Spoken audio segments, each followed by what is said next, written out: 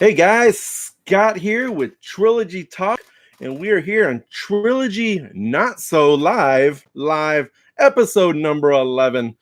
And I'm sure this looks a little bit strange, but what I really wanted to do here was I wanted to make sure I continued the Trilogy Live. I kind of said in a past episode that with the upcoming summer months, just a busy schedule, it was going to be hard for me to do the weekly live the way I'd want to, um, just the way I want to. So I decided, you know what, I'm going to create a Trilogy Live on the weeks that I can't actually do it live. So that's where you'll see the not so live kind of not hashtag, little markings, whatever you want to call it, that go in between the word trilogy and live. And it's so that we have a continuous week. Every week I can still talk about what's going on, what I've been doing, what's going on in the Trilogy Live world without there being long gaps. So really, again, that's what I'm doing. It looks a little bit different, but it is still live. If you notice on YouTube, under the videos and the live tabs that are up at the top, it will be under live and it'll be called live. And technically, it is live. It's just that I haven't invited anybody to be here. I'm filming this on live. I can see it on my screen that I am currently live. It's just that nobody is here to watch me at this moment. And hopefully, when you guys are watching this or listening to this later on, it'll make some sense and it won't sound as silly as it does in my head. So, all right. So also with this, we're going to kind of keep it to the unscripted. So it kind of keeps it a little bit more casual. But I noticed actually today that there was an email that came out from DD about some new releases. And we'll go over those like I always like to do, just to let you know what's going on.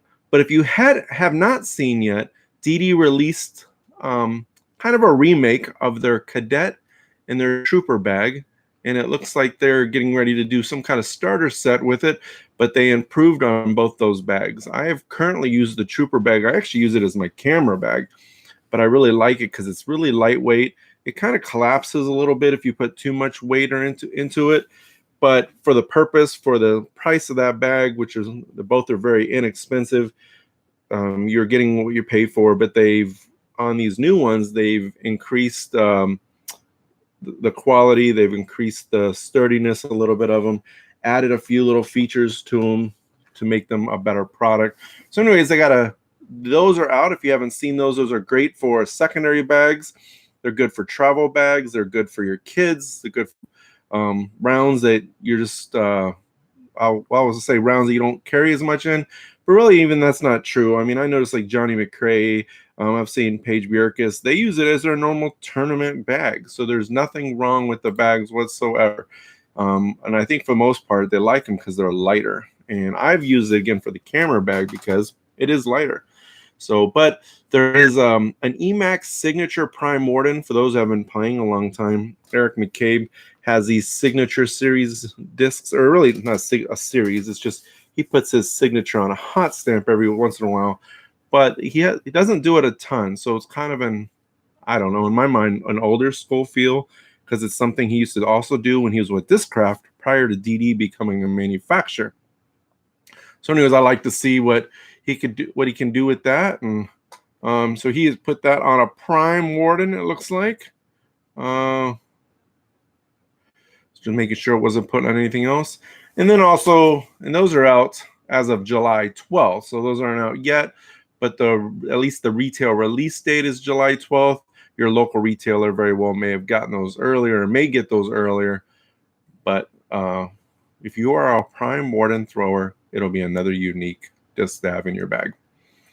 Hand-Eye has some more of their Worlds stamp. I'm trying to see. It's just build a better world. Oh, that's what it is. A better world stamp. Not a Worlds like a World Championship Worlds. It's just a build a better world stamp, which looks like is now available on the Blend Judge, the Lucid Metallic Emac Truth, Lucid Metallic Trespass, and Fusion Burst Getaway.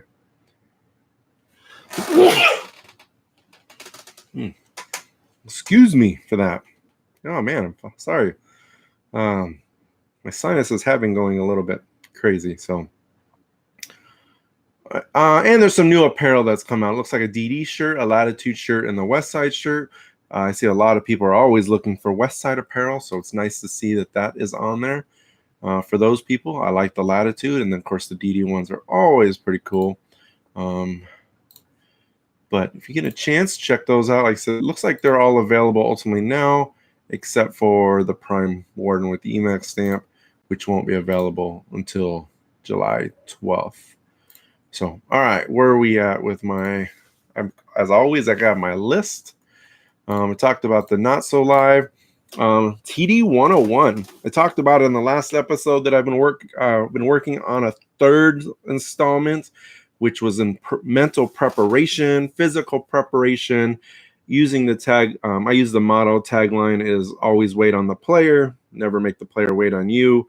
And I completed that. It is actually uploading as we speak, but I'm not going to have it released until Friday with the holiday weekend. I've also got some other videos that I'm going to try to spread out. So look for that on Friday afternoon for those that are interested in learning more about the TD 101. But I did complete that. And so there's now, like I said, 3 of those. You have the first one on creating why. Why do you want to be a tournament director? The number 2, which is scheduling and why that's important. And then the number 3 is the mental preparation. And then I have to decide, and maybe you guys can help me in the comments, what should be next? I mean, ultimately, I'm going to talk about everything. It's just trying to put it in some kind of chronological order. I put out on the Facebook event page or Facebook page for Trilogy Talk about pet peeves. And if you haven't answered that, go check that out, or you're welcome to put it in the comments here. But what are some of your tournament director pet peeves?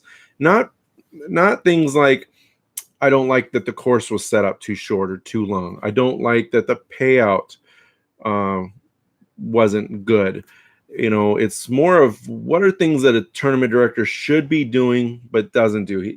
Tournament director wasn't on time.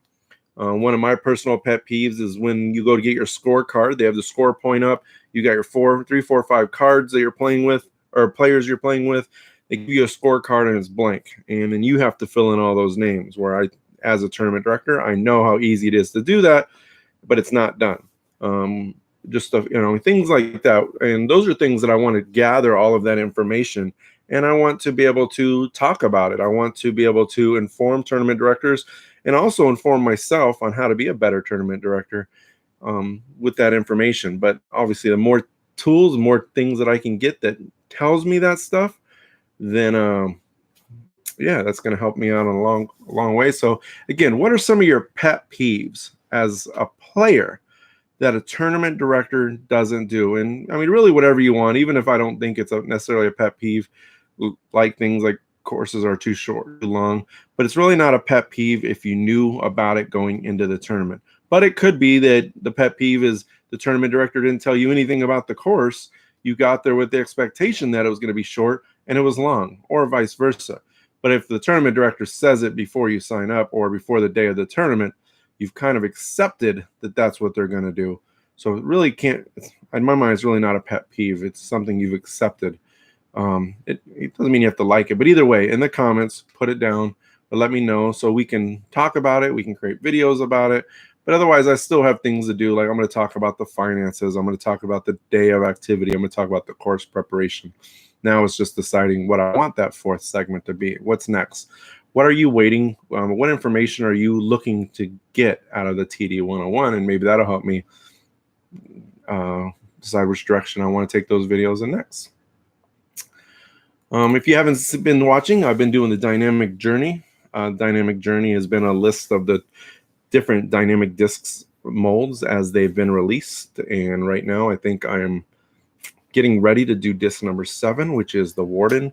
We've done the Judge, we've done the Escape, the Trespass, the Fugitive, the Suspect, and the Renegade.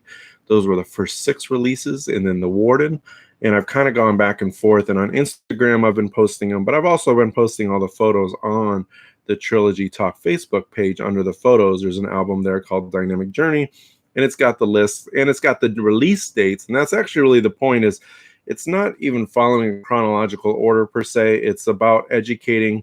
So I've been putting the release dates in on those pictures. So over time, if someone goes and looks at that and says, hey, when did the Lucid Trespass come out. They can look, oh, December 2012. So again, that's kind of what that's for. I've been really enjoying doing it. It's also given me a reason to kind of go through my collection and clean it and organize it. I've also been taking those pictures and creating a separate file for those. I'm not really sure what I'm going to do with it. Been thinking about a couple different poster ideas. I've thought about taking the current flight chart, which I talked about in a previous episode, and fill it with the prototype stamps. So it would be kind of like the flight chart of the original of the prototypes, which the flight's really not so much different. It's just more of a gallery of all the different prototypes that DD has produced over all the years. So, all right. So if you haven't been paying attention, I've been doing some traveling, and I've got some traveling coming up. But I just got back from Smuggler's Notch in Vermont for the 2019 PDGA Masters World Championships, and I can't tell you how awesome that place is. If you have not been there yet, you need to go. It is, well, this time of year it was just gorgeous, but the property, it's if you've never been up there but you've been to other parts of the country, like I kind of compare it to like a Breckenridge or Vail in Colorado. It's a ski resort town, but in the month of June there isn't obviously any skiing going down, so it's a very touristy place, but it's not very expensive really, and there's still it's got all the chateaus and the chalets and the mountains and things like that that you can go through, but just a very scenic. Everywhere you go, there's a mountain backdrop. You could see what the place would be like with the snow on the ground, how beautiful it would be. It still has the I don't know what they're called, the things you ride in up to the top of the mountain, ski lifts, but they're fully enclosed, so you could ride those up at this time of year to get to the top of the mountains. Streams, caves, it's just a bunch of little things like that, but the courses itself and the property itself it's just gorgeous. The Brewster's Ridge course was very wooded, easily up in my top couple courses. I loved playing it. I played it fairly well. The overall tournament, I'm a 937 rated, which I've said. I think I averaged 975 over the 4 rounds, finished in, I believe, 23rd out of 53 or 56 players, slightly above half. It was my best PDGA major finish as a professional, so I was pretty happy with that. But the Brewster's Ridge course was the course that I probably enjoyed playing the most. Fox Run Meadows, again, gorgeous course, a longer course, a lot of out of bounds, but a little bit more park stylish, but still a gorgeous place to be. Probably one of my favorite parts about the trip, though, was not even so much the tournament, and I talked about this going in, but was the Airbnb. Me and a group of 7 other New York guys we had this 13-acre property. There's a stream, a couple ponds. There was some of the guys in the house did some fishing. There were 6-hole disc golf baskets, but the baskets were homemade. We actually joked and called them Mach .25s, just because they were very, very homemade. It was really hard to put a disc in the basket, no matter how you hit the chains. The bottom of it was kind of like the end of a disc or end of a traveler baskets, the fabric that's kind of pyramid-y at the bottom. And then the top was plastic chains, and really there was no weight to them whatsoever. And then it spun, so if you like putted and you hit the right side of the chains, it was actually funny. So you'd have the contraption and the chains, but if you hit the right side, it would spin.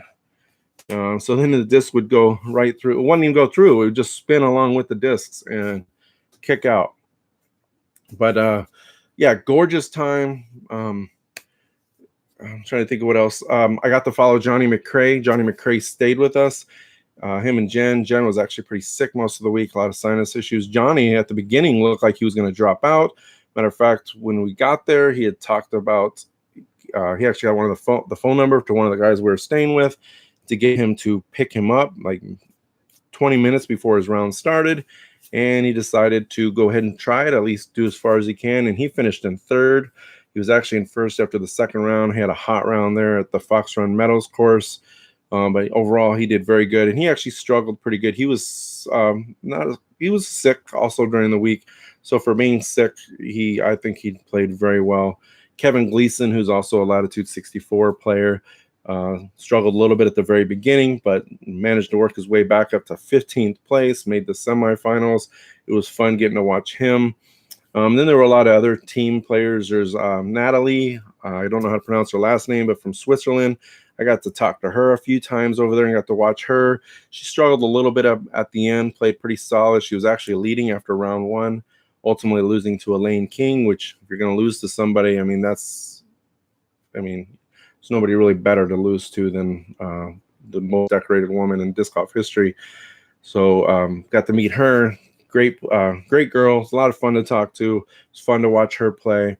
Ron Converse with Team DD. He's a 3-time MP50 champion now. If you haven't seen, I had just a couple shots. I didn't get an opportunity to really film too much, not nearly as much the overall weekend, but I did get a few holes with him in there, so I created a little highlight video there. You should check that out. It's up here on YouTube if you haven't seen it already.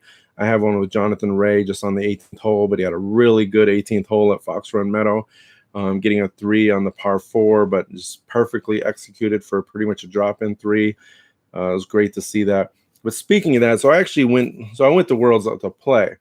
With everything else, I also wanted to film. And I had multiple problems over the whole trip. But, one was that I dropped and broke my laptop. I'm actually using it now, but I got it to work. But I didn't have those resources when I was in Vermont to get it fixed. So I wasn't able to do nearly as much highlights and videos throughout the week that I had initially wanted to.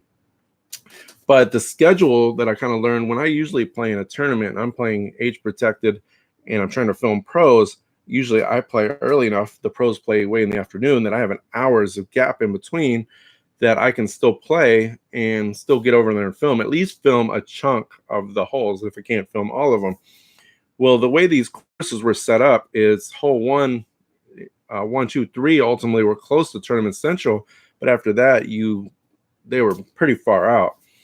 And playing MP40 and kind of sitting in the middle of the field, that like Johnny McRae, who was on the lead card, he was only 5 cards ahead of me. So by the time I was done, he only had 3 to 5 holes left by the time I got resettled, acclimated, cards turned in, restroom, got something to drink, got my camera equipment out. So it really wasn't a lot of time for me to be able to follow a lot of those players. And then I had fully intended to do it on Saturday, but we had one of the guys I was traveling with had a family emergency, which meant that I wanted to go back and help him out. So I actually had to leave Friday night.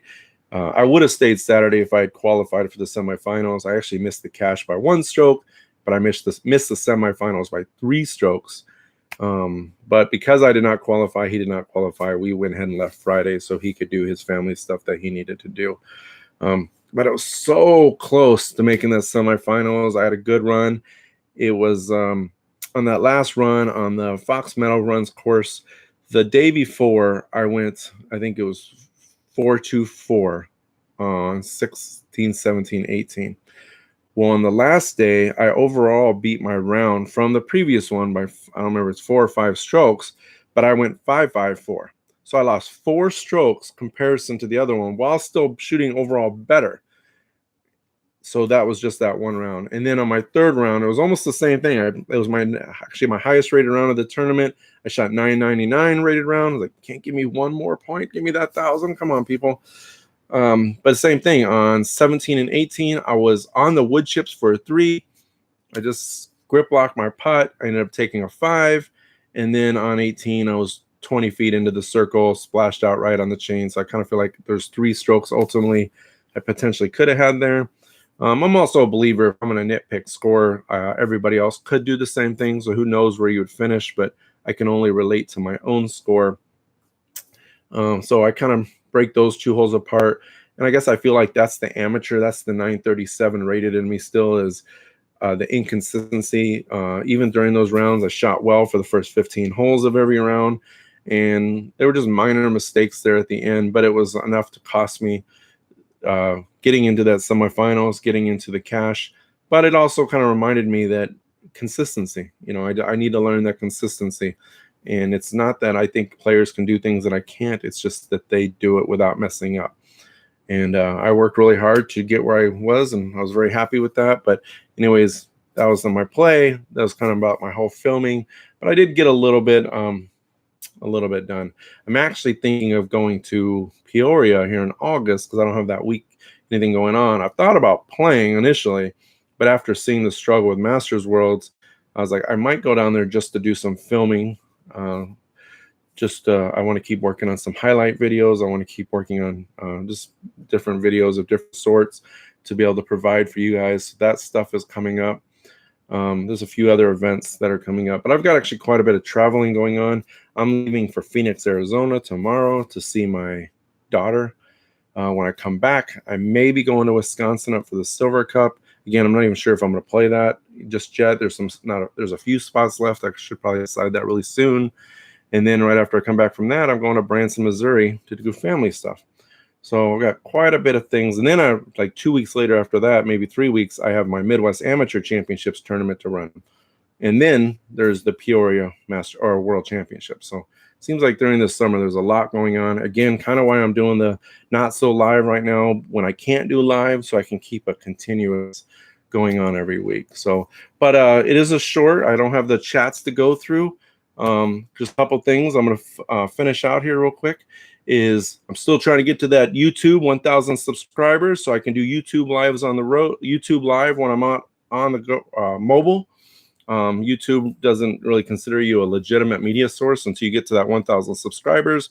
So if you watch these at all, watch any of my videos or want to support at all, please click that subscribe button just to support. If you don't want the notifications of everything I do, just don't click the notifications bell. If you do want to be reminded of when I'm going live or videos have come up, click on that bell. But the last thing I want to do real quick, as always, I have my Patreon supporter giveaway that I'm going to do this week. Our sponsor is Gauntlet Discs out of Nebraska, and they have donated a VIP gatekeeper. So what these are for is they are a giveaway to my Patreon supporters, patreon.com/Trilogy Talk. For as little as $1 a month, you can be included into these giveaways. But from Gauntlet Disc, VIP Gatekeeper, let's see what we got. So I'm going to bring up random.org. And there's only 7 people that I currently have right now. So still your chances are always good as being a part of one of those supporter giveaways. 7. Josh Regal. Congratulations, Josh. It's the second time he's won, I believe. I don't think it's more than that. Josh has won this Gauntlet disc. It's actually custom stamped from the Big Blue Shindig at Chautauqua Park in Beatrice, Nebraska, which I have actually played that course before, from Gauntlet Discs. Again, thank you to them. Thank you to all my Patreon supporters. Thank you. Congratulations, Josh, on winning this. Again, if you're watching this, feel free to put anything in the comments that you feel might help improve the Trilogy Talk. Talk about the TD 101. Give me your input on pet peeves that you have for tournament directors or things that you want to see in the TD 101. But until next time, keep sharing the Trilogy love with the world. See ya.